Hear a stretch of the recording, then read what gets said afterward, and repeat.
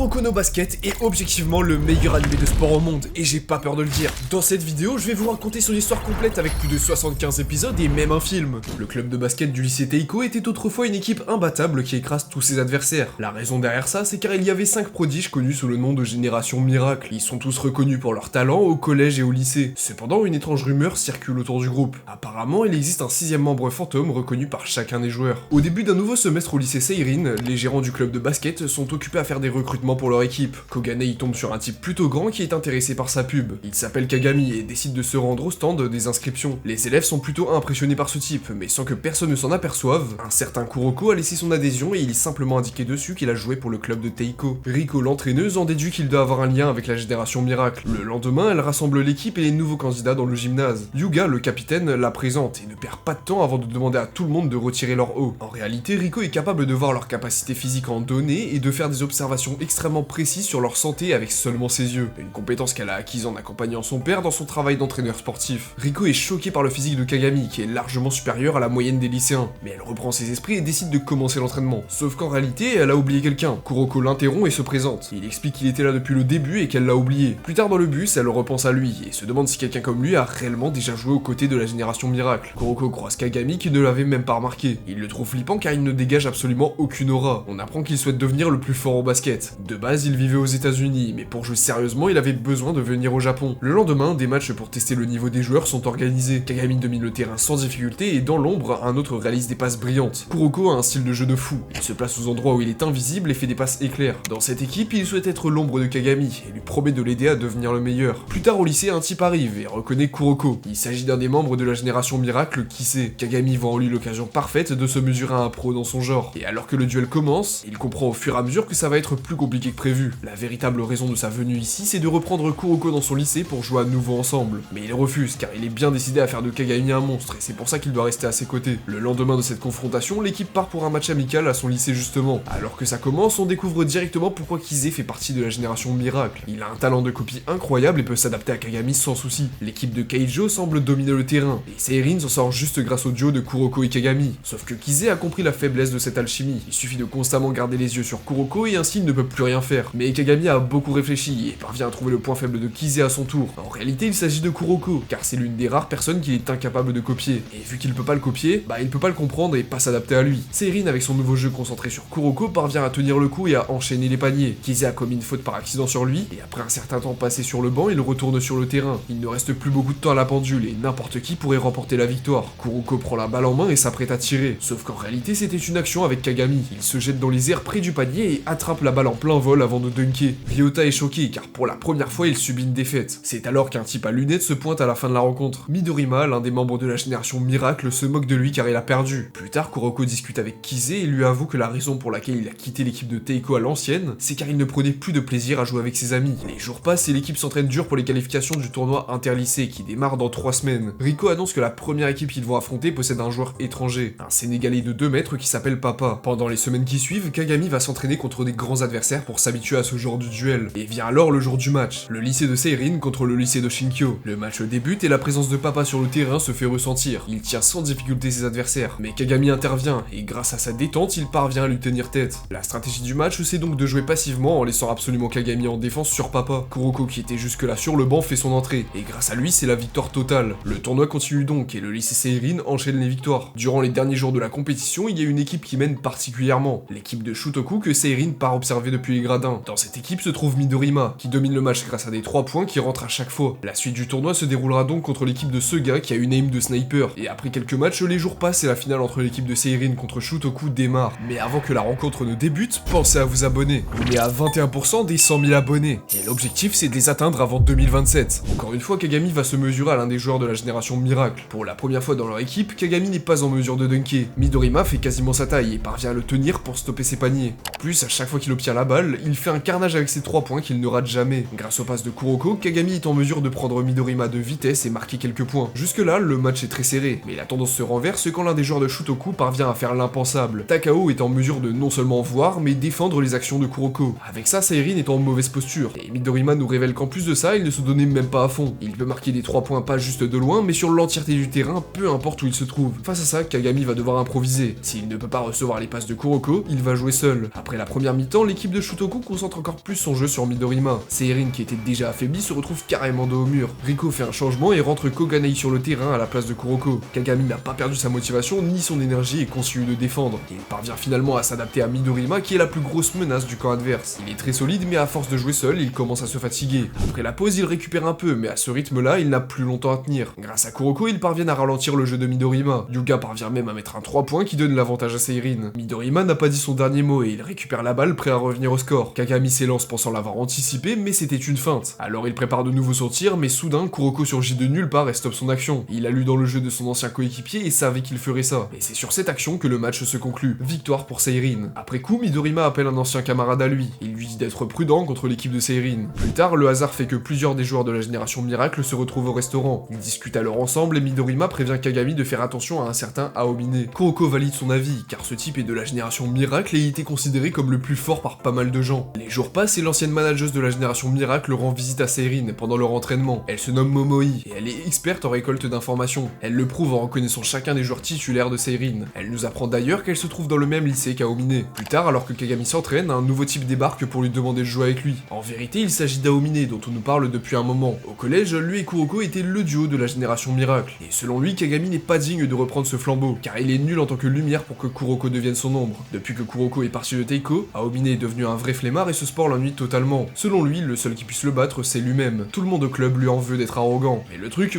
c'est qu'il a pas tort, et il est vraiment le plus fort. Seirin va bientôt affronter Toho. C'est l'équipe d'Aomine, et Kagami doit non seulement gagner pour les qualifications au tournoi, mais aussi pour remettre Aomine à sa place. Et vient le jour J, mais finalement il n'est même pas là. Le capitaine de l'équipe s'excuse de ça et avoue qu'il ne prend pas le basket au sérieux. Seirin est donc assez confiant de leur victoire, puisque le membre de la génération Miracle n'est même pas présent. Mais tout de même, l'équipe est quand même très solide. Elle repose sur l'individualité de tout le monde, et ils sont tous ultra agressifs. Et comme si c'était pas assez, la manageuse de l'équipe Momoi a analysé tout le monde. Elle leur a fait donc part au préalable d'une stratégie à suivre. Dès les premières minutes, ça se complique. Kagami n'a pas totalement récupéré de l'affrontement contre l'équipe de Midorima, et il le ressent au niveau de ses jambes. Seirin ne s'en sort absolument pas, et malheureusement pour eux, Aomine arrive à la deuxième mi-temps. Il s'échauffe un peu et il est prêt à les exploser. Il dribble facilement l'équipe entière avec son arsenal de techniques. En plus de ça, il arrive même à retenir Kagami en défense. Et comme si c'était pas assez, la raison pour laquelle il est considéré comme le plus fort nous est montrée. Son talent spécial, c'est de marquer dans n'importe quelle position. Il parvient à dépasser Kagami en termes de détente. C'est un véritable massacre et carrément il s'ennuie tellement qu'il demande à Kuroko de venir sur le terrain, ce qui ne change absolument rien. Le match se termine sur un écart de plus de 50 points, ce qui est une humiliation totale. À cause d'un mauvais enchaînement, Seirin se retrouve disqualifié du tournoi. Le moral de l'équipe est à 0 depuis ce jour. L'équipe continue de progresser et Kagami revient enfin aux entraînements après une dispense. Mais pas seulement lui, aussi Teppei, le membre fondateur du club du lycée Seirin. Après une longue absence à cause de sa blessure, il est de retour. Pendant l'entraînement, Kagami a un style de jeu plutôt égoïste. Il affronte Teppei en duel et le bat après un affrontement intense. Suite à ça, il rentre chez lui. Il a décidément très mal digéré sa dernière défaite et décide de devenir le plus fort tout seul. Kuroko aussi perd le moral peu de temps après. En voyant que Kagami ne prête plus autant attention à lui qu'avant, il décide qu'il n'est plus légitime d'être son ombre. Mais Yuga ne pense pas du tout pareil. Il lui dit que c'est à lui de s'améliorer et d'ensuite aller lui reparler pour mieux se comprendre. Et c'est ce qu'il fait. Plus tard, Kuroko raconte son passé à Kagami. Dans la génération Miracle, il était donc l'ombre dans une équipe où tout le monde jouait solo. À ce moment-là, personne ne reconnaissait sa valeur. Il a donc décidé de soutenir Kagami pour que les autres le reconnaissent enfin. Désormais, sa résolution a changé. Il veut non seulement garder ce duo, mais aussi tirer toute son équipe vers le haut et faire de Seirin les champions. Kagami se résout enfin et accepte son ambition. Durant les 2 premières semaines de vacances d'été, l'équipe s'entraînera sur la plage. Seirin est contraint de s'entraîner sur la plage sans dribbler, ce qui rend le jeu super difficile. Et une autre difficulté est présente. Sauter sur le sable, c'est bien plus compliqué que sur un parquet en bois. Le lendemain matin, Kuroko et Kagami découvrent que l'équipe de Shutoku se trouve par hasard au même endroit. Les deux lycées vont donc adapter leur entraînement ensemble. Le matin, ils s'entraîneront normal, et le soir, il y aura des matchs d'entraînement. Malgré 3 défaites d'affilée, le score est très serré et l'équipe de Seirin s'améliore de plus en plus. Plus tard, Riko discute avec Kagami et lui suggère de commencer à axer son basket autour de sa détente. Midorima le trouve peu de temps après et lui propose un duel. Kagami le perd et écoute la morale du membre de la génération Miracle, qui lui reproche de rien savoir faire d'autre que dunker. Quelques jours plus tard, le tournoi interlycée reprend. Seirin, qui est juste à côté, en profite pour assister à un match. L'équipe de Toho d'Aomine contre Kaijo, l'équipe de Kize. La rencontre débute et Aomine ouvre facilement le score. Kize le confronte et doit le tenir pour sauver son équipe. Depuis petit, il a toujours excellé dans n'importe quel sport. Et dans le basket, c'est la même chose, sauf que vu qu'il était trop fort, il s'est vite ennuyé. Mais ça, c'était jusqu'à ce qu'il intègre Teiko et rencontre Aomine. En voyant l'écart de niveau entre eux, il a décidé de sérieusement s'impliquer et d'un jour le dépasser en duel. Alors pendant ce match, Kize va jouer à fond. Mais malgré sa détermination, Aomine arrive à jouer et marquer librement. Kize demande à son coach de le laisser marquer Aomine, ce qu'il accepte. Et quand bien même c'est un flemmard, avec Kize sur le terrain, il va devoir y mettre un peu plus du sien pour conserver son avance. Malgré la stratégie défensive de Kaijo, Aomine parvient à passer. En voyant qu'il a fait fait une faute sur un de ses joueurs, Kizé réalise qu'il pourrait tenter d'utiliser sa copie sur lui pour exploiter sa faiblesse. Juste après la mi-temps, il s'exécute et réalise l'un de ses dribbles, et suite à ça, c'est carrément un de ses tirs qu'il parvient à reproduire. Sauf que bon, ça reste à Aomine en face, et il le remet rapidement à sa place. Mais Kizé n'a pas dit son dernier mot, et il compte le prendre en duel. Il parvient à le passer, et Aomine qui tente de le défendre commet une nouvelle faute. C'est après un tir magnifique qu'il remporte cet affrontement contre son adversaire. Le match est à son paroxysme, et les deux se déchaînent. Aomine continue de marquer des paniers, et Kizé le copie en boucle. La fin approche très bientôt, et c'est lors du dernier duel que Kizé commet une erreur. Il tente une feinte de tir, mais Aomine a clairement lu dans son jeu. Il dégage la balle et vient terminer cette rencontre. Le match était très serré. Toho remporte la victoire. Kizé en pleurs accepte cette défaite plutôt amère, conscient qu'il s'est donné à fond. Des semaines plus tard, Kagami et les autres participent à un tournoi de street basket. Avant que ça soit leur tour, ils assistent à une première rencontre. Dans l'équipe qui y joue, il y a un joueur qui saute aux yeux de Kagami. Tatsuya, un américain qui est un vieil ami à lui. C'est en réalité lui qui lui a appris à jouer au basket. Ils se considèrent carrément comme des frères de cœur avec un anneau qui scelle leur amitié. Ils se font la promesse de s'affronter un jour après avoir énormément progressé pour voir qui sera le meilleur des deux. Et vu qu'ils se retrouvent enfin, ils décident de fixer ça maintenant. Le coup d'envoi est lancé, mais soudain, Murasaki Bara de la génération Miracle se trouve dans l'équipe de Yosen. Kagami, en voyant ce type, décide de l'affronter en plus. Il le provoque en duel et Murasaki Bara accepte. Le match reprend alors. Kiyoshi ouvre le score avec un dunk et on apprend qu'il connaissait Murasaki Bara au collège. La rencontre continue alors, mais d'un coup, la pluie envahit le terrain. Donc par manque de chance, le match est annulé et il va falloir reporter ça. Mais avant de partir, Tatsuya demande à Kagami de rester et il lui montre une nouvelle technique. Un tir qui semble traverser la main même s'il le défend. De son côté, Kuroko discute avec Murasaki Bara et il explique à Kagami que ce type est un monstre sauf qu'il n'a aucun intérêt pour ce sport. Les jours passent et les qualifications pour la Winter Cup ont enfin commencé. Et il est grand temps pour Seirin de décrocher la leur. Avec le temps, Kagami a développé son ambidextrie pour dunker des deux mains et Kuroko nous révèle qu'il a entraîné un nouveau dribble, ce qui annonce que du bon. Le premier match des qualifs commence face à l'équipe Josei. Seirin s'en sort très bien avec un bon jeu d'équipe et des actions plutôt rapides. Kiyoshi et Yuga se sont beaucoup améliorés et c'est grâce à eux que l'équipe s'en sort plutôt bien. Seirin remporte la victoire et part du bon pied pour le tournoi. Les matchs s'enchaînent et nos héros arrivent à leur dernière rencontre des qualifications. Il n'y aura que deux équipes qui pourront se qualifier à la Winter Cup. Si Seirin perd ce match, l'aventure s'arrête pour eux. L'affrontement va être difficile puisqu'il s'agit d'une équipe qu'on a déjà vue et qui est Shutoku. Midorima a depuis le temps amélioré son endurance et son but va être d'enchaîner les paniers grâce à son aim de sniper. Kagami aussi s'est entraîné, mais le souci c'est que lors de sa première fois contre le membre de la génération Miracle, il était ressorti du match épuisé pendant des jours entiers. Il se fatigue rapidement et Kiyoshi est obligé de venir l'épauler pour défendre Midorima. Sauf que s'ils sont deux au pressing, il a juste à faire la passe car la défense est trouée. Dans son état actuel, Seirin ne va pas faire long feu. Du côté de Shutoku, Midorima ne compte pas changer ses plans. S'il se fait marquer par plusieurs personnes, alors il va continuer de faire la passe. À la reprise, Seirin se focalise désormais sur chacun des joueurs sur le terrain, ce qui laisse à Midorima le champ libre pour enchaîner ses 3 points. Kuroko, qui regarde la situation depuis le banc, comprend qu'il va devoir revenir sur le terrain et changer les choses. Depuis le début, il se faisait bloquer par Takao, qui a une vision de fou. Mais cette fois-ci, c'est Kagami qui va défendre sur lui pour que Kuroko puisse jouer librement. Sauf que ça change toujours rien au fait que Midorima a le champ libre pour marquer. Pour renverser la situation, Kuroko va utiliser sa nouvelle technique en direct. Il a inventé le dribble invisible. Grâce à lui, Yuga enchaîne les 3 points et il permet à l'équipe de remonter au score. Le match arrive à son apogée et vers la toute fin, Midorima commet une faute sur Seirin. 2 lancers francs sont accordés. S'ils sont réussis, c'est la victoire pour Seirin. Le premier passe, mais pas le deuxième, qui part en rebond. Kagami saute immédiatement pour réceptionner la balle. Quand il la récupère, il s'apprête à dunker. Mais Midorima saute pour le défendre, sauf que c'est trop tard. Le match s'arrête en pleine action dans les airs. La rencontre se finit sur une égalité. Plus tard dans les vestiaires, Kagami écoute la conversation de Yuga et Kiyoshi. Le capitaine lui demande de rester sur le banc pour le prochain match. Ses performances se sont bien dégradées et il a peur qu'il se blesse. Sauf qu'il s'énerve et promet qu'il jouera ce match même si ce sera le dernier. Kagami intervient alors et demande des explications quant à ça. Yuga raconte à Kuroko et Kagami ce qui s'est passé l'an dernier. À l'ancienne, il était du genre plutôt rebelle. Carrément, il se faisait des teintures blondes pour le montrer. Et Kiyoshi, lui, c'était un passionné de basket. Sauf que dans ce lycée, il n'y a jamais eu de club. Alors il a décidé de le créer. Il en a parlé à Yuga qui était réticent à l'idée de l'aider pour ça. Lors d'un soir, il discute avec lui. Sauf que Kiyoshi n'est pas bête et il comprend qu'il ment ouvertement et qu'il dit ça pour ne plus subir de défaite. Yuga comprend qu'il ne doit plus fuir et décide de reprendre dès demain. Et c'est comme ça que le club de Seirin fut créé avec Riko en tant qu'entraîneuse. Un jour, lors de qualification, Seirin a affronté une équipe immonde, dirigée par un certain Makoto du lycée Kirizaki. Il a vu que Kiyoshi était souffrant de son genou et a décidé de tourner toute la stratégie autour de ça pour le forcer à se blesser. Et cette technique a fonctionné, ce qui l'a forcé à prendre un an entier de rééducation. Ça a laissé un vide au sein de Seirin. Désormais, Kagami et Kuroko sont au courant de tout, et leur motivation pour écraser ce lycée est encore plus à bloc. Kirizaki est leur prochain adversaire en qualification. Le match commence et on découvre leur jeu basé sur des coups bas. Le principe c'est simple, dès que l'arbitre a les yeux ailleurs, ils blessent et font des coups interdits. Ça marche super bien sur Kagami qui est totalement tombé dans le rage bait. Kiyoshi ne supporte pas de voir ses alliés encaisser autant. Alors pour ce qui est de la défense, il décide de tout porter tout seul, quitte à même recevoir une blessure définitive. Alors il encaisse tout mais au final il finit par trop se faire toucher. Mais il se relève et continue de se battre en criant à ses camarades qu'ils vont gagner. Kuroko ne supporte plus tout ça et décide de parler à Makoto. Il lui demande pourquoi il s'en remet à des techniques pareilles. Le garçon se met à pleurer et se plaint de la génération Miracle en disant qu'ils sont trop forts pour lui et que jouer comme ça c'est la seule manière pour lui de l'emporter. Au moment où Kuroko commence à avoir de la peine, le type avoue qu'il se fout totalement totalement de lui. La véritable raison de ses coups bas, c'est simplement car il y prend plaisir. Kuroko décide de régler ça sur le terrain une bonne fois pour toutes. Il dribble tout le monde avec sa technique, et il parvient à passer la balle à Kagami. Le truc c'est que l'utiliser lui demande encore beaucoup d'énergie, et le match est loin d'être fini. Mais d'un coup, Kirizaki font un changement et un nouveau gars entre sur le terrain. Leur jeu change radicalement, et d'un coup tout est beaucoup plus loyal. Il joue avec des passes et le nouveau remplaçant Kentaro a une excellente vision de jeu. C'est très étrange de voir cette équipe passer d'une stratégie barbare à ça soudainement. Seirin ne peut pas se permettre de perdre une seconde fois contre eux et décide de les écraser. Mais de toute façon c'est mort pour Kirizaki. Kuroko a compris leur tactique et désormais il est présent sur tout le terrain pour les intercepter. Makoto est agacé par Kuroko et tente de commettre une grave faute sur le garçon. Par chance il l'esquive de justesse, mais c'en est trop pour lui. Il charge une énorme passe en direction de Kagami qui fonce tout droit pour un dunk. Seirin mène au score et il ne se relâche pas du tout. Il continue de creuser l'écart jusqu'à la dernière seconde et c'est la victoire. Pour célébrer ça, tous nos joueurs se relaxent au bain japonais. Et sur les lieux, ils y croisent Aomine qui félicite Kuroko pour sa victoire. Mais Kagami le trouve et ne perd pas de temps à le provoquer pour le tournoi qui arrive. Ils s'affronteront pour sûr à la Winter Cup. Les jours passent et dans un mois, c'est le début de la compétition. Riko ramène son propre père aux entraînements qui est beaucoup plus expérimenté qu'elle. Et le pire, c'est qu'il est beaucoup plus dur et cruel que sa fille. Il les force à s'entraîner comme des fous pour performer au maximum. Enfin, tous sauf Kagami. Pendant un mois, il retourne aux États-Unis pour des raisons encore inconnues. Les semaines passent et c'est enfin le jour J. L'équipe est totalement prête pour le tournoi. Mais avant ça, on retrouve la génération miracle au complet dehors. Kuroko les retrouve tous et les salue. Mais jusque-là, on n'a jamais vu le cinquième membre et capitaine de la génération miracle. Soudain, Akashi Seijuro se présente en haut d'un escalier et retrouve ses anciens amis de Teiko. Kagami retrouve Kuroko et interrompt cette réunion. Sauf que le capitaine Akashi ne tolère pas sa présence et passe à deux doigts de couper la joue de Kagami. Il lui rappelle qu'il a en face de lui l'empereur de la génération miracle et qu'il l'écrasera durant la compétition. Bref, passons au début du tournoi et ça commence fort d'ailleurs. Seirin va devoir affronter Toho. Leur tout premier adversaire, c'est déjà Aomine et son équipe. Dès le début de la rencontre, il montre qu'il est pas là pour rigoler, en mettant des dunks de fou. Kuroko depuis le temps a grandement amélioré ses passes, qui était la première fois stoppable par Aomine, et grâce à ça, il est désormais capable de faire des passes à vitesse divine droit vers Kagami. Cette fois, Seirin a réellement ses chances contre Toho, et après le premier quart de temps, les deux équipes sont à égalité. Mais pendant cette manche, Momoi n'est pas restée les bras croisés. Elle en a profité pour analyser la technique du dribble de Kuroko et a débusqué son point faible. Quand Aomine à la seconde mi-temps parvient à le contrer, Kuroko tente une passe à grande vitesse, mais ça ne marche pas. Kagami ne peut plus le laisser se battre seul et décide alors de prendre les devants face à Aomine en l'affrontant seul en un contre un. Ça reste difficile, mais au moins le prodige ne peut plus bouger aussi librement qu'avant. La mi-temps retentit et Seirin n'est plus qu'à 2 points de Toho. Kagami rejoint Kuroko isolé qui est affecté par l'évolution d'Aomine. Il ressent de la déception, ce qui réduit sa performance. Kagami le remarque et lui fait comprendre que pour retrouver l'ancien Aomine, il doit le vaincre. Kuroko retourne alors sur le terrain, prêt à affronter son ancien coéquipier. Il est aussitôt pris en marquage par le capitaine de Toho, capable de fixer son attention sur lui et d'annuler ses techniques. Toho accentue son avance, ce qui réveille quelque chose en Kuroko qui décide d'utiliser son ultime carte. Il abandonne l'ombre et s'expose pleinement sur le terrain. L'équipe de Toho ne saisit pas la situation et interprète ça comme une tentative désespérée. Puis d'un coup, c'est ses coéquipiers qui reproduisent ces techniques. Tous leurs déplacements sont imprévisibles et la remontée est spectaculaire. Au départ, Kuroko hésitait à employer cette stratégie, car elle révèle le tour de sa technique et risque de le rendre inefficace par la suite. Mais bon, c'est probablement le dernier tournoi de Kyoshi, et Kuroko souhaite à tout prix le remporter. Le quatrième quart de temps commence et on se rapproche dangereusement de la fin. Toho conserve toujours son avance, sauf qu'il commet des fautes. Yuga obtient donc 3 lancers francs. Comme il s'agit de Yuga, ça se traduit par 3 tirs réussis, et cette résolution ravive quelque chose chez Aomine. Les techniques de Kuroko et les risques pris par Seirin créent chez lui l'éveil d'un état plus profond. Il ressent à nouveau la passion du basket et accède pleinement à la zone. Un état dans lequel un joueur est à son pic de concentration et lâche ses meilleures performances. Tout Seirin tente de le défendre, mais sans succès. Aomine devient incontrôlable. Le match continue et Kagami commence à réaliser la clé pour atteindre lui aussi cet état de la zone. Une confrontation intense envahit le terrain. Le duel entre Kagami et Aomine ne fait que démarrer. L'intensité est à son apogée. Pourtant, aucun des deux ne prend l'avantage. Et Kagami doit s'appuyer sur Kiyoshi pour débloquer la situation. Un joueur de Toho commet alors une faute sur lui, ce qui offre à Seirin un lancer franc. Le score est très serré et la pression est maximale. Si le lancer est réussi, le match part en prolongation, ce qui serait intenable pour Seirin dans leur état actuel. Kiyoshi rate son tir et Kagami bondit pour récupérer le ballon et tenter un dunk. Mais Aomine l'en empêche immédiatement. Le ballon est en jeu et c'est Kuroko qui le rattrape. Il ne perd pas de temps avant de l'envoyer droit vers Kagami. C'est officiel, Seirin a battu Toho pour la première fois. Aomine est frustré, mais Kagami lui rappelle tout de même que c'était un beau match. Kuroko retrouve finalement son ancien ami et le remercie pour cet affrontement. Pour fêter cette victoire, Kagami invite l'équipe chez lui pour manger. Mais c'est là qu'on découvre un nouveau visage. Alexandra, la femme qui a appris le basket à Kagami. En effet, elle est temporairement au Japon, et lui va pouvoir s'améliorer davantage s'il a son coach avec lui. De son côté, Kuroko compte aussi se préparer et pour ça il fait appel à Aomine. C'est assez surprenant, mais il lui demande de lui apprendre à tirer, ce qu'il accepte. Le deuxième match du tournoi se déroule des jours plus tard contre Nakamiya. Comment dire qu'ils se font déchirer. L'entraînement de Seirin a juste trop bien porté ses fruits et grâce à ça il se qualifie pour la suite. Avec des équipes comme celle de Yosen où joue le frère Akagami mais aussi Murasakibara. Et dans la génération miracle, ce mec était connu pour être un mur infranchissable, donc ça s'annonce pas gagné. Le match débute et la défense de Yosen se révèle impénétrable. Ça exige bien plus que des techniques classiques pour la percer. Seirin peut cependant s'appuyer sur Kiyoshi pour se concentrer en offensif pendant qu'il défend. Nos joueurs tentent alors une combinaison d'attaque pour franchir Murasakibara Murasakibara. Mais ses réflexes neutralisent l'action. Kagami envoie une passe désespérée vers Kuroko et contre toute attente, il parvient à marquer grâce à un tir, ce qu'on n'a vraiment pas l'habitude de voir. À la mi-temps, Kuroko rejoint le banc satisfait de voir que son entraînement avec Aomine porte ses fruits. Cependant, pour la suite du match, ses techniques risquent de devenir inefficaces avec une défense aussi intense. Kagami se retrouve enfin face à son frère de cœur pour un duel direct. Tatsuya feinte Kagami puis marque face à lui. Riko remarque qu'il se retient et décide de le sortir du terrain. Kagami réalise que cet état d'esprit l'empêche de rivaliser avec son frère, et il choisit de se libérer du lien symbolisé par leur anneau, prêt à l'affronter pleinement. Murasakibara est ennuyé de son rôle passif et décide de révéler sa véritable force en passant à l'attaque. Sa vitesse combinée à sa taille le rend pratiquement impossible à arrêter pour Seirin. Il épuise la défense et enchaîne les points, allant jusqu'à briser le panier entier et pas seulement l'arceau. Malgré cela, Kuroko et Kagami restent déterminés à le stopper. Kuroko prend la décision de défendre directement sur ce type. L'écart de taille considérable devient étrangement un avantage pour lui. Murasakibara accumule les fautes en ne le voyant pas et lorsqu'il relâche son attention, Kuroko lui vole le ballon. La stratégie de Seirin repose alors sur une rotation constante, mais il modifie aussi leur approche et passe à l'offensive en laissant tomber leur posture défensive. Mais dans tous les cas, Murasakibara reste seul en défense, ce qui suffit largement. Dans un élan désespéré, Kagami tente de retrouver son état de zone. Cependant, ses efforts sont maladroits, et même en se forçant, il n'y parvient pas. Kizé, observant la scène, intervient depuis l'extérieur et recadre Kagami. Il comprend alors que la zone ne se force pas mais s'accueille. Kagami cesse de résister et se laisse porter par le jeu. Il accède rapidement à cet état, permettant une remontée fulgurante. Murasakibara, complètement ennuyé, envisage d'abandonner le match, mais ses coéquipiers le ramènent à la raison en le poussant à continuer. Les dernières minutes approchent avec le jeu ultra agressif de Seirin et le collectif de Yosen. L'intensité atteint son paroxysme et Murasakibara ressent pour la première fois cette flamme intérieure. Grâce à Kiyoshi, Kagami récupère le ballon et tape son meilleur dunk. Murasakibara réplique, prêt à marquer à son tour, mais la fatigue le rattrape. Kuroko en profite pour intervenir et l'empêche de conclure, ce qui scelle l'issue du match. Seirin s'impose et Kagami vient à bout d'un nouveau membre de la génération Miracle. Après la rencontre, Kuroko rend à Kagami l'anneau qu'il avait posé pour affronter son frère, puis il se précipite pour aller le retrouver et discuter avec lui. Du côté des autres membres de la génération Miracle, le lycée Keijo affronte le lycée Fukuda. Kizé se retrouve face à son prédécesseur Aizaki, qui est un ancien joueur du collège Teiko et ex-membre de cette équipe d'élite. Ce dernier avait été exclu en raison de son comportement violent, ce qui avait laissé place à Kizé. Le match débute sur un score équilibré, mais Aizaki s'impose rapidement comme la principale menace. Kizé remarque alors un élément troublant. Aizaki possède lui aussi une capacité de copie. Cependant, sa technique se distingue bien de la sienne. Il ne se contente pas juste de voler, mais il altère les mouvements, en empêchant ses adversaires d'utiliser efficacement leur propre technique. Grâce à ça, il domine la rencontre. Kizé tente de rivaliser en utilisant les techniques accumulées au fil de sa carrière, mais cela ne fait qu'alimenter Aizaki, qui les assimile et enrichit encore son jeu. À la mi-temps, Keijo semble condamné, mais Kizé refuse de céder et souhaite profondément se venger depuis le collège. À cette époque, il ne surpassait pas Aizaki en 1 contre 1, bien au contraire. En dehors du terrain, Aizaki l'avait également humilié en lui volant sa copine. Sa place dans la génération Miracle n'était pour lui pas méritée. Conscient de cela, Kizé est prêt à tout pour le faire chuter. Keijo peine à suivre et Kizé reste vraiment limité. Il ne peut pas exploiter pleinement ses copies, tandis qu'une ancienne blessure refait surface sous la pression du match. Son moral vacille jusqu'à envisager l'abandon, mais pour la première fois, Kuroko intervient depuis les tribunes et lui apporte son soutien. Kizé décide alors de tout risquer, quitte à ce qu'elle soit reproduite. Dans les dernières minutes, il dépasse complètement ses limites. Il copie les contres de Murasakibara, les dribbles d'Aomine, et le plus impressionnant, c'est les tirs de Midorima. Quand il rentre dans la zone, il est capable d'aller jusqu'à copier la génération Miracle, c'est juste abusé. Aizaki est désespéré face à son éveil, et ne trouve plus aucune solution pour le battre. Dans les dernières secondes, il s'élance pour conclure avec un dunk, mais Kizé lui dit moins fort. Malgré la douleur, il intervient au dernier instant, et stoppe son adversaire, offrant la victoire à son équipe. Du côté de Seirin, Kuroko et Kagami partent acheter de nouveaux équipements avant leur match. Malgré plusieurs essais, trouver des chaussures adaptées à Kagami s'avère difficile. Kuroko contacte alors Momoi en se disant qu'elle pourrait connaître une bonne adresse. Ils la rejoignent en ville, accompagnée d'Aomine. Momoi propose que Kagami récupère une de ses paires. D'abord, il refuse, mais au fond, il souhaite quand même qu'il poursuive le tournoi, alors c'est d'accord. Pendant ce temps-là, le match de Shotoku mené par Midorima débute. Ils font face à nul autre que Rakuzan, une équipe encore jamais vue jusqu'à présent, et c'est celle de l'empereur de la génération Miracle, Akashi. Le score est plutôt équilibré à première vue, mais le blond de l'équipe Kotaro est très rapide en dribble, ce qui le rend presque impossible à rattraper. Midorima est donc obligé de le marquer, ce qui le rend incapable d'attaquer. Pendant la mi-temps, Midorima se met à douter. D'ailleurs, Kagami en profite pour lui parler, et étrangement, il est forcé à genoux devant lui. Murasakibara nous révèle que son ancien capitaine n'est pas à sous-estimer, car la puissance de son jeu ne provient ni de ses jambes, ni de sa technique, mais de ses yeux. L'œil de l'empereur d'Akashi permet de détecter le moindre mouvement de son adversaire. Il peut réaliser des passes de fou, analyser tout le match en un clin d'œil, et créer des opportunités pour ses coéquipiers. Il est même capable de faire tomber ses opposants, juste grâce à ses dribbles intimidants. Midorima est lui aussi affecté par l'œil de l'empereur. Il est incapable de surpasser Akashi sans se réinventer. Il prend alors un énorme risque en tirant après une réception de la balle en plein saut. Takao, son partenaire de toujours, anticipe et lui adresse la passe en l'air, ce qui permet à Midorima d'inscrire un tir à 3 points. Cette action réduit l'écart et redonne de l'élan à Shotoku. Akashi récupère ensuite le ballon et il fait quelque chose de très bizarre. Il met un panier contre son camp afin d'avertir ses coéquipiers. Il leur déclare qu'il se retirera ses yeux d'empereur s'ils perdent à cause de cette action. Terrifié, son équipe accepte immédiatement de redoubler d'efforts. Midorima poursuit ses tirs en suspension tout au long du match, mais au bout d'un moment, ça ne prend plus sur l'empereur. Akashi s'impose finalement et offre la victoire à Rakuzan face à Shotoku. En parallèle, la rencontre entre Seirin et Kaijo débute. Durant l'échauffement, Kise échange avec Kuroko et Kagami. Il leur parle de sa frustration liée à leur dernier match. La rencontre démarre avec intensité. Kise exploite immédiatement l'ensemble des techniques qu'il a copiées de la génération Miracle. Seirin adopte alors une approche très offensive, mais Kise domine le jeu et plonge rapidement Kuroko dans le doute. Kaijo prend rapidement l'avantage, tandis que Seirin déstabilisé enchaîne les échecs offensifs. Rico décide alors d'intégrer Koki, un joueur encore inédit en match officiel. Sous pression, il entre sur le terrain pour la première fois en plein tournoi. Kagami remet en question ce choix, conscient que c'est pas vraiment un joueur particulièrement bon. Pourtant, la dynamique s'inverse progressivement. La présence de Koki force Seirin à se reconcentrer, en compensant leur désorganisation face à Kise. Et pour leur adversaire, c'est un élément qui va considérablement ralentir le rythme imposé. Leur jeu collectif se stabilise et les erreurs diminuent. Après avoir rempli ce rôle, Koki retourne sur le banc. La défense de Seirin se renforce davantage face à Izuki qui améliore ses contres dans le dos. Kagami parvient à contenir Kise allant jusqu'à le battre en 1 contre 1 avec un dunk. Le match se prolonge et il est contraint de sortir. Sa blessure au pied aggravée lors du match précédent face à Aizaki le limite. Kaijo est maintenant privé de son atout principal. Kagami et Kuroko en profitent pour réduire l'écart. Kuroko se retrouve face au panier et fixe Kagami prêt à passer sauf qu'il lance son tir fantôme. Cette technique permet à Seirin de revenir au score. Cependant, Yukio, le capitaine de Kaijo, comprend rapidement le mécanisme et parvient à contrer Kuroko. Pour éviter toute autre adaptation, Kuroko est remplacé. Kagami, désormais autonome, impose un jeu en puissance basé sur ses dribbles et sa supériorité physique. Depuis le banc, Kise l'observe, conscient qu'il n'y a que lui qui peut rivaliser avec Kagami. Kaijo adopte alors une nouvelle approche basée sur une hyper-offensive. Malgré leur avantage, Seirin ne mène qu'à 3 points d'écart, ce qui laisse Kaijo à un panier de l'égalisation. Et le plus flippant, c'est que Kise peut revenir à tout moment sur le terrain. Seirin resserre alors ses liens et synchronise ses actions pour creuser l'écart avant son retour. Porté par Yuga et Kiyoshi, l'équipe prend 15 points d'avance. Il refuse de rester les bras croisés face à la chute de son équipe et retourne sur le terrain. Dès son entrée, Kise nous sort le grand jeu. À 4 minutes de la fin, il reproduit les capacités d'Akashi. Seirin panique face à la remontada de Kise. Il tente de l'isoler pour bloquer son impact, mais même là, il copie Kuroko pour aider ses coéquipiers. Il incarne désormais à lui seul la génération Miracle. Kagami perd en lucidité et enchaîne les fautes. Kise ne s'arrête pas et atteint un état de zone, et reproduit le même tir fantôme que Kuroko. Kaijo revient donc à 7 points d'écart uniquement. Pendant un temps mort, Seirin élabore une solution. Kuroko pense pouvoir stopper Kise en l'observant un peu plus sur le terrain. Kagami adopte une défense agressive pour limiter ses dribbles et ses techniques. Malgré ses efforts, Kaijo passe devant avec un point d'avance. Kuroko analyse enfin le fonctionnement de Kise et explique entièrement à l'équipe. Il utilise d'abord les mouvements d'Aomine pour franchir la première ligne, puis l'œil d'empereur d'Akashi près du panier. Si nécessaire, il s'appuie sur la puissance de Murasaki Bara pour conclure. Cette lecture permet de ralentir son efficacité. Kise adapte alors son jeu en privilégiant les passes maintenant que l'avantage est à Kaijo. Mais Kuroko avait prévu ce changement. Kagami est positionné près du panier adverse pour exploiter une contre-attaque en fin de match. Il récupère le ballon et part au panier. Sauf que Kise revient en défense. Un dunk ne suffirait pas à inverser le score, alors il opte pour le 3 points. Le tir fantôme de Kuroko offre 3 points décisifs qui font balancer le score en faveur de Seirin. Kise subit une nouvelle défaite. Kuroko reconnaît en son vieil ami le meilleur joueur qu'il ait affronté. Le soir, Kuroko partage un morceau de son passé. Il évoque un ami d'enfance avec qui il jouait et qu'il devait affronter plus tard. Au collège Teiko, les joueurs étaient répartis en 3 niveaux. Kuroko appartient au groupe le plus faible, exclu des compétitions. Il informe son ami qu'il ne pourra pas l'affronter. Malgré ses efforts, il n'accède pas au titre de titulaire. Proche d'Aomine, il se confie à lui et continue de s'entraîner. Mais un jour, Akashi remarque sa présence atypique. Il souligne sa capacité d'analyse et son invisibilité naturelle qu'il considère comme un atout. Il lui propose alors d'exploiter cette particularité pour devenir une arme secrète. Inspiré par un livre de magie, Kuroko développe des techniques basées sur la diversion. Ses passes deviennent imperceptibles et parfaites pour la génération Miracle. Il intègre alors l'équipe principale de Teiko. Lors d'un match, il remplace un joueur absent, mais commet de nombreuses erreurs. Son niveau reste insuffisant malgré son potentiel. Akashi donne alors beaucoup de directives à Kuroko et avec le temps, ses passes deviennent redoutables en combinaison avec les meilleurs joueurs. Il obtient finalement un rôle de remplaçant en tant que 6ème joueur fantôme. Kise intègre l'équipe plus tard et Akashi devient capitaine. Au début, Teiko est à son prime et excelle de plus en plus, mais progressivement, l'ambiance se dégrade. Aomine devient trop fort et perd toute motivation de trouver du défi de nouveau. L'équipe enchaîne les victoires sans opposition réelle. Kuroko tente de raviver la motivation d'Aomine, mais en vain. Il a décidé qu'à partir de ce moment, le seul qui puisse se battre, c'est lui-même. Même le coach n'a plus d'autorité sur lui, et il sèche désormais tous ses entraînements. Au même moment, Murasaki Bara conteste le leadership d'Akashi, et le défie. Au début, le capitaine se fait éteindre par le géant, mais à un certain point, il s'éveille à l'œil d'empereur et retourne la situation. Sa personnalité change radicalement. Il autorise alors les titulaires à négliger les entraînements tant qu'ils gagnent. Kuroko s'oppose fermement à cette décision, mais rien à faire. L'esprit d'équipe disparaît au profit de la victoire. Lors de sa dernière année au collège, Teiko domine mais sans plaisir. Kuroko découvre une équipe jouant avec passion contrastant avec la sienne. Lors d'un tournoi, l'équipe de Shigehiro atteint la finale. Kuroko se blesse et ne peut pas participer. Il demande donc à Akashi de jouer sérieusement pour honorer cette équipe dans laquelle son ami se trouve. Depuis l'infirmerie, il assiste au match, mais bon, score final 111-9 pour Teiko. Au moins son équipe a joué sérieusement comme il le souhaitait. Sauf qu'Aomine ordonne à Murasaki Bara de faire rentrer le ballon contre leur camp. De cette manière, le score devient de 111-11. Shigehiro comprend qu'ils ont été humiliés et moqués par la génération Miracle. Kuroko assiste impuissant à la scène et ne peut plus le supporter. Il décide d'abandonner le basket après cet événement. Il apprend même que Shigehiro a quitté ce sport à cause de ce match. match. Kuroko récupère le bracelet de son ami et se fait la promesse de continuer à jouer selon ses propres valeurs. Kagami connaît désormais toute la vérité sur les origines de Kuroko et la génération miracle. Il affirme que Seirin remportera la victoire face à Rakuzan. Les joueurs de Seirin se préparent mentalement pour la finale de la Winter Cup. Kagami et Tatsuya se réconcilient pour de bon et les équipes des matchs précédents, y compris celle de la génération miracle, viennent assister au grand final. Lors du match pour la 3ème place, Shutoku s'impose face à Kaijo, ce qui fait de les 3e au podium. De leur côté, Rakuzan et Seirin s'échauffent. Akashi, très confiant, déclare que Rakuzan sera le vainqueur de la rencontre. La tension monte dans tout le stade et d'un coup, le sifflet retentit. Le match commence avec Kagami qui effectue le coup d'envoi. Kuroko envoie une passe mais elle est beaucoup trop rapide pour Yuga. Rakuzan récupère la balle mais Kagami parvient à rattraper le coup et choque tout le monde. Il marque le premier panier grâce à un Meteor Jam juste au-dessus de la tête d'Akashi. Dès le début, il est dans la zone. La rencontre continue et Kagami continue de dangereusement puiser dans ses réserves d'énergie. Riko remplace Kuroko par Mitobe afin que Kagami puisse se concentrer sur l'attaque. Akashi se retrouve face à lui et prend le contrôle du match jusqu'à ce que la défense de Mitobe vienne perturber le rythme. Quand Kuroko revient, il joue de manière plus visible que d'habitude. Akashi comprend que c'est parce qu'il a appris à dribbler et tirer. Le premier quart de temps se termine sur un score nul de 21 à 21. Kuroko doit rester sur le banc pendant le deuxième quart de temps pour réfléchir à une solution. Il observe le jeu de Mayuzumi depuis le banc et il a l'air de jouer étrangement comme lui. Seirin fait entrer Furiata, un élève de première année pour déstabiliser Rakuzan,